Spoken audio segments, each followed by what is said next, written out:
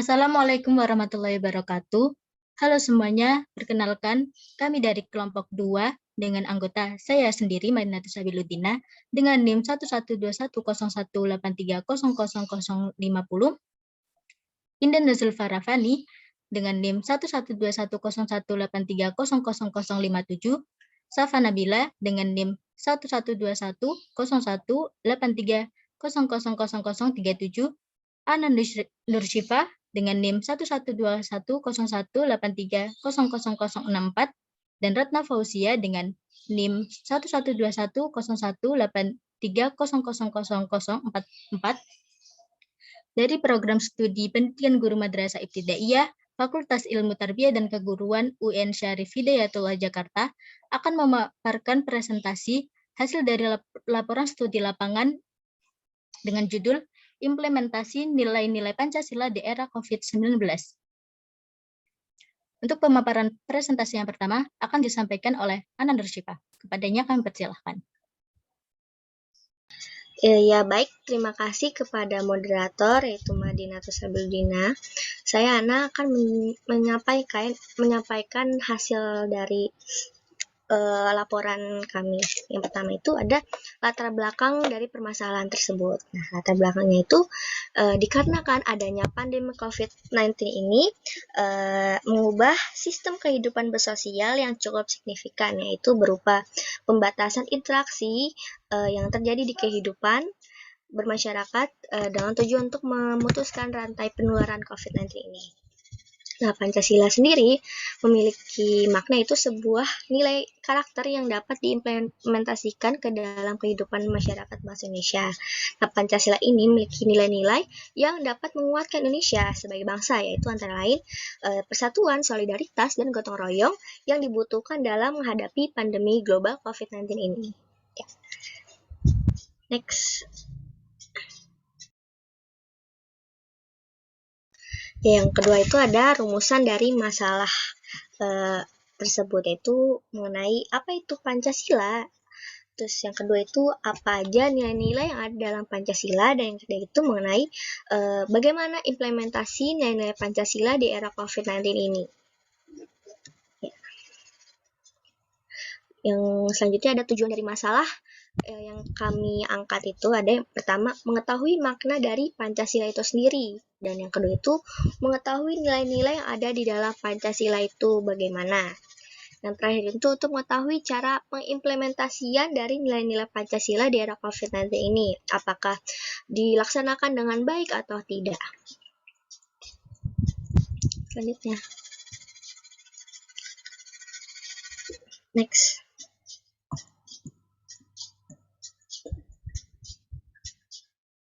Ya, lanjut ke pembahasan, yaitu pertama mengenai makna dari Pancasila itu sendiri.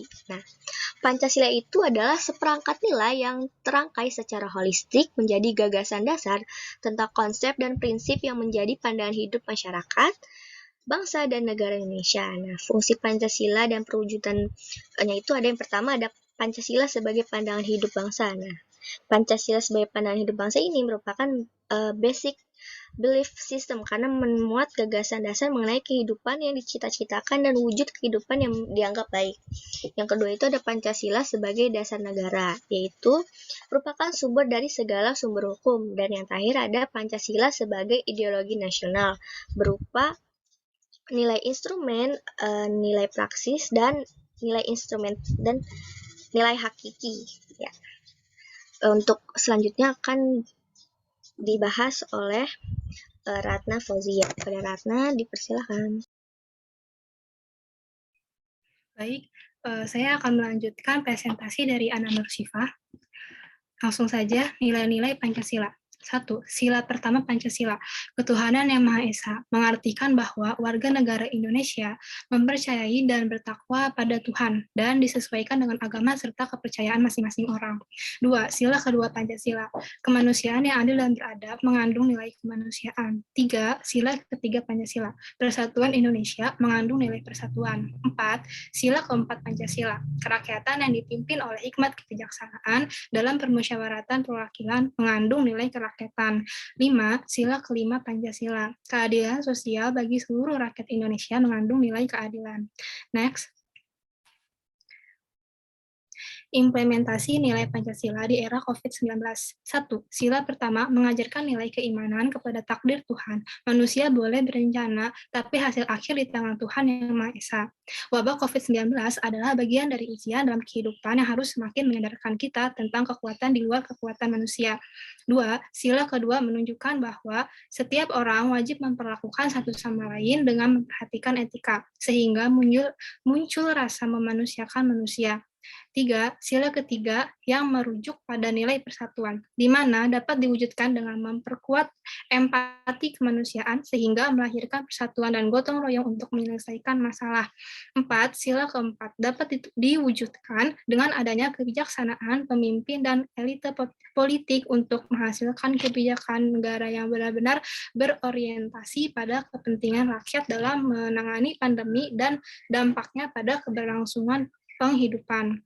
5. Sila kelima dalam mengimplementasikan nilai-nilainya. Dibutuhkan sinergitas yang baik seperti kerjasama antara masyarakat dan masyarakat serta kerja yang baik seperti kerjasama antara masyarakat dan pemerintah dan bersikap adil. Next. Jenis penelitian kuantitatif. Teknik yang digunakan untuk mengetahui dan memperoleh data yaitu menggunakan teknik angket atau kuesioner via Google Form. Nah, sampelnya ini yaitu berupa umum, yaitu terdiri dari 20 orang sampel yang dipilih secara acak, berupa mahasiswa, pelajar, guru, dan freelancer. Next, slide selanjutnya akan disampaikan oleh Safa Nabila. Waktu dan tempat dipersilahkan. Terima kasih Ratna. Saya akan melanjutkan penjelasan. Berikut adalah angket kuesioner yang disebar oleh para sampel. Yang pertama, saya tetap melaksanakan sholat Id secara berjamaah di masjid saat pandemi COVID-19. Yang kedua, saya berdoa agar terhindar dari virus COVID-19 dan berharap agar COVID segera hilang. Yang ketiga, saya menolak membantu tetangga atau saudara yang terpapar COVID saat mereka meminta bantuan. Yang keempat, saya memberikan bantuan kepada berupa makanan dan obat-obatan pada tetangga yang terpapar COVID.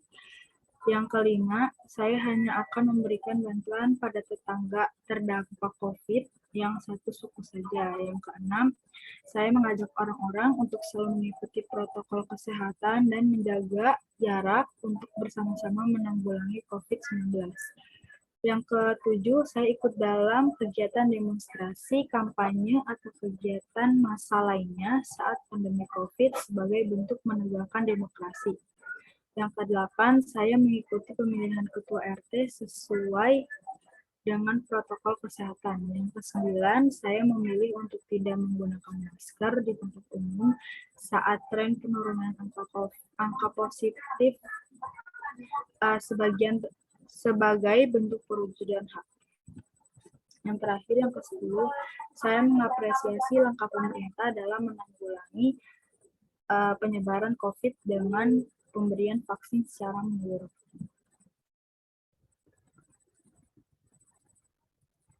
Nah, berikut adalah hasil dari berdasarkan jawaban dari sampel. Nah, ini yang pertama ada hasil dari pertanyaan yang pertama, yaitu tetap melaksanakan sholat Id secara berjamaah di masjid saat pandemi COVID-19. Nah, dari 20 sampel yang menyatakan sangat setuju itu 2 orang, setuju 8 orang, tidak setuju 8, sangat tidak setuju 2 orang. Nah, berdasarkan data di atas, terdapat 2 pendapat. Belum yang sebelumnya. Berdasarkan data di atas, terdapat 2 pendapat yang berbeda mengenai tempat pelaksanaan sholat berjamaah di masjid dan di rumah selama pandemi COVID-19. Hal ini membuktikan bahwa nilai ketuhanan pada sila pertama tetap dapat dilaksanakan pada era COVID-19 ini, walaupun terdapat perbedaan pandangan tentang tempat pelaksanaannya.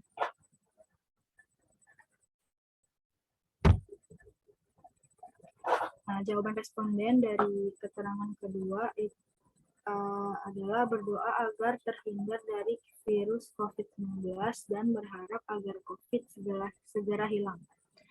Yang menjawab sangat setuju ada 17 orang dari 20 dan setuju ada 3 orang. Nah, hal ini membuktikan bahwa nilai ketuhanan pada sila pertama tetap dapat dilaksanakan pada era COVID-19 ini. Nilai keimanan tersebut dapat dilakukan dengan cara berdoa dan berserah diri kepadanya agar virus ini akan segera berakhir di dunia. Sila ketuhanan juga berfungsi sebagai fondasi penguat di dalam diri manusia pada masa pandemi saat ini, agar senantiasa optimis dalam melewati masa pandemi ini. Selanjutnya akan dilanjutkan oleh Indana. Ya, terima kasih kepada Safa Nabila. Selanjutnya ada menolak membantu tetangga atau saudara yang terpapar COVID saat mereka meminta bantuan. Di sini hasilnya itu tidak setuju ada 9 orang dan sangat tidak setuju ada 11 orang. Jadi berdasarkan data di atas terbukti semua responden sependapat untuk tidak boleh menolak membantu tetangga atau saudara yang terpapar COVID saat mereka meminta bantuan.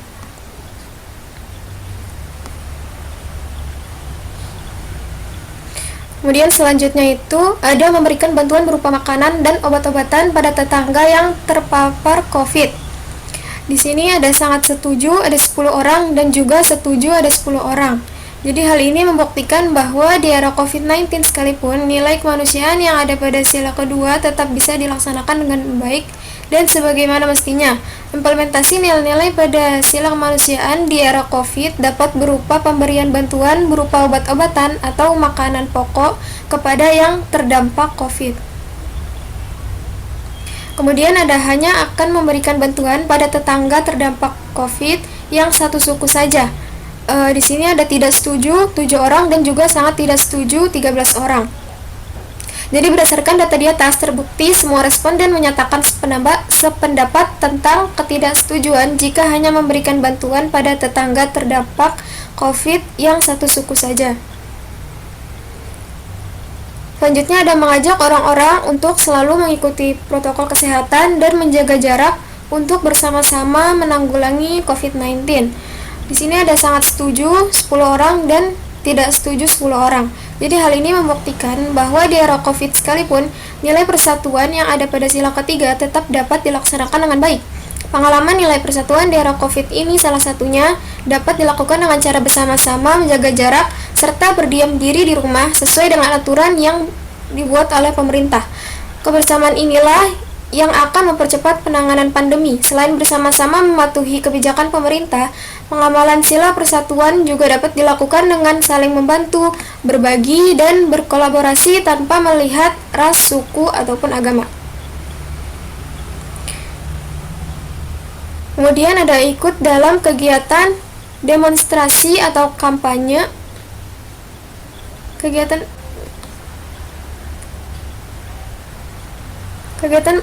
masa lainnya saat pandemi COVID sebagai bentuk menegakkan demokrasi.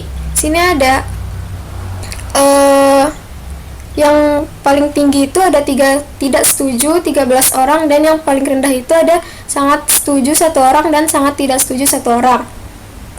Berdasarkan data di atas membuktikan bahwa sebagian besar responden menyatakan ketidaksetujuan mengenai kegiatan massa di saat pandemi COVID. Walaupun sebagai bentuk menegakkan demokrasi, namun ada juga beberapa responden yang setuju mengenai perihal keikutsertaan dalam kegiatan massa. Untuk materi selanjutnya akan dijelaskan oleh Madinata Sabiludina.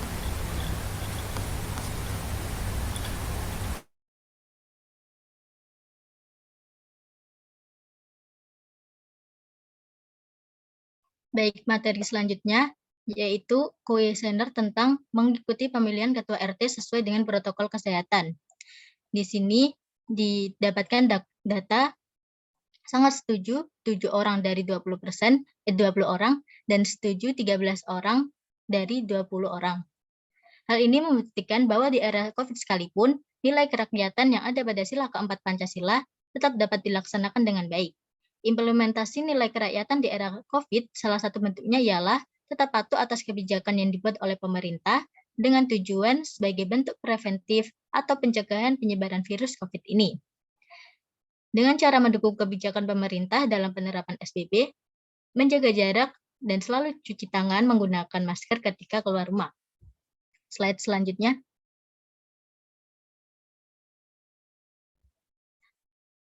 Kemudian, ada pertanyaan tentang memilih untuk tidak menggunakan masker tempat umum saat tren penurunan angka positif sebagai bentuk perwujudan hak. Di sini didapatkan data bahwa dari 20 orang, terdapat 8 orang yang tidak setuju dan sangat tidak setuju 12 orang. Berdasarkan data di samping, terbukti semua responden menyatakan pendapat mengenai ketidaksetujuan untuk tidak menggunakan masker di tempat umum saat tren penurunan angka positif sebagai bentuk perwujudan hak.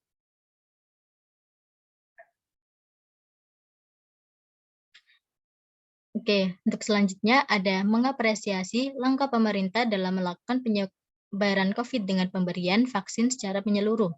Didapatkan data sangat setuju sebanyak 9 orang dari 20 dan setuju sebanyak 11 orang. Hal ini membuktikan bahwa nilai keadilan yang ada di sila kelima pada Pancasila terbukti dapat dilakukan dan dilaksanakan dengan baik, walaupun saat era pandemi COVID-19 sekalipun. Implementasi nilai keadilan di era COVID dapat dilakukan dengan cara bekerja sama antar masyarakat dan pemerintah dalam meminimalisir penyebaran virus dan melawannya secara bersama-sama sehingga dunia bisa terbebas dari pandemik dan dapat melakukan aktivitas seperti sedia kala. Bentuk dari penerapan nilai keadilan di era pandemik ini dapat dilakukan jika pemerintah dapat bersikap adil kepada seluruh masyarakatnya agar senantiasa dapat terbangun kepercayaan antara masyarakat dan pemerintah, sehingga dapat bekerja sama untuk mengakhiri pandemi COVID-19 ini. Oke, kesimpulan dari hasil laporan studi lapangan kami adalah Pancasila adalah ideologi, identitas kita sebagai bangsa Indonesia, dan juga sumber dari segala hukum yang ada di Indonesia. Pengamalan nilai-nilai yang terkandung dalam Pancasila sudah menjadi kewajiban kita sebagai rakyat Indonesia, karena pada dasarnya bukan Pancasila yang membentuk karakteristik kita, tetapi kitalah rakyat Indonesia yang menciptakan Pancasila sebagai dasar negara Indonesia, menganut pada nilai-nilai yang sebenarnya telah tertanam di jiwa bangsa selama ini. Coronavirus, atau yang lebih dikenal dengan sebutan COVID-19 pada kenyataannya telah berhasil mengganggu stabilitas nasional bangsa ini sejak kemunculannya pertama kali. Pembatasan sosial berskala besar, pemberlakuan pembatasan kegiatan masyarakat, dan banyak lagi dari aturan pembatasan sosial dengan penerapan protokol kesehatan yang ketat pastinya, ternyata semakin membuat kehidupan sosial di negara ini mengalami kesenjangan. Namun hal itu seharusnya tidak membuat pengamalan nilai-nilai Pancasila harus terkikis. Dengan ilmu Pancasila yang telah tertanam kuat di jiwa bangsa ini, sifat gotong royong antar warga dan pemerintahannya, serta adanya sikap peduli dan keinginan yang kuat untuk tetap memajukan bangsa ini, membuktikan bahwa pengamalan nilai-nilai Pancasila tidak akan hilang dalam kondisi seperti apapun. Baik, mungkin cukup sekian presentasi dari kelompok kami. Saya Madinatu Sabiludina bersama kawan-kawan Ana Nursyifa, Indah Nazil Farafani, Ratna Fauzia, dan Safan Nabila undur diri. Wassalamualaikum warahmatullahi wabarakatuh.